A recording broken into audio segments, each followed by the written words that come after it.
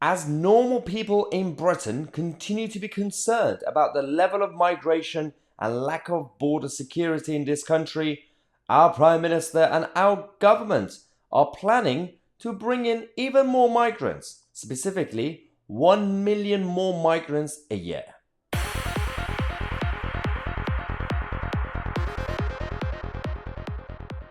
As usual, when there is a long-term problem in any country like Britain, our politicians and our governments focus on short-term solutions and plasters as a policy idea. This is about what they initially announced a couple of days ago at the government, that they are going to focus on the seasonal migration scheme that they have to bring in people during like certain seasons, for example, fruit picking. But then they announced it initially through that program to then hide what is actually going to be happening. This is Rishi Sunak and Jeremy Hunt in our government. Now, we know that, of course, we have a lot of people, we have some people who are still looking for jobs, but we have a lot of people who can actually do a number of other jobs that we have vacancies across the country, but 45,000 visas are going to be giving out to foreign workers to come and do fruit picking. Now, the fruit picking issue is one thing because there has not been any discussion to create opportunities for a lot of our own people, for example, students in local areas and small towns and villages. There's been a bit of a taboo that's been created in our society. That's one thing. But let's not focus too much on the fruit picking situation, because there's also other areas of employment that they are targeting. But to quickly focus on this, we've got at least the first 4,000 short-term seasonal work visas, which will be granted in January.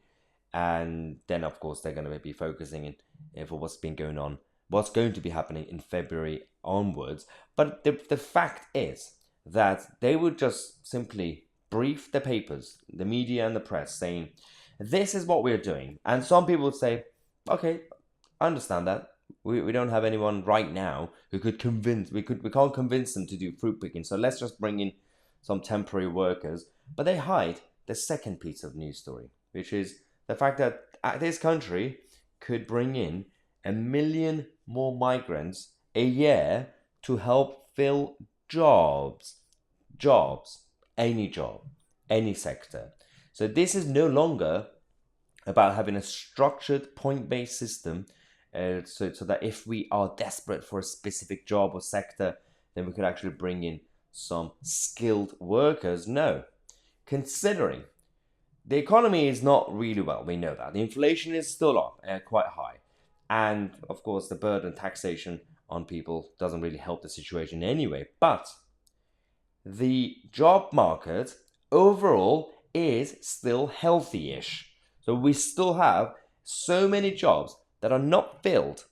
And we have a group of people who are not currently working. Now, of course, there are different categories of people who can't work, depending on the age group and the ability. And of course, there are so many people who, some people who, for example, have certain disabilities that they can't do many jobs.